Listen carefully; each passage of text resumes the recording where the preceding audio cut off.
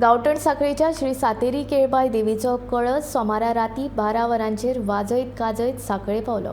साखळेच्या राधाकृष्ण देवळान सातेरी केळबाई देवीच्या कळसांची पूजा जाली। पूजा जावन आरती जाल्यो उपरांत कळस साखळे बाजारांत आशिल्ल्या मारुतीच्या देवळा कडेन व्हेलो। थंयच्यान राती चवट्या वयल्या तोणेश्वराच्या देवळांत कळस दवरलो। आयज सकाळी देवीचो कळस मावळंतच्या घराघरांनी भोंवडावन लोकांक आशिर्वाद दिले।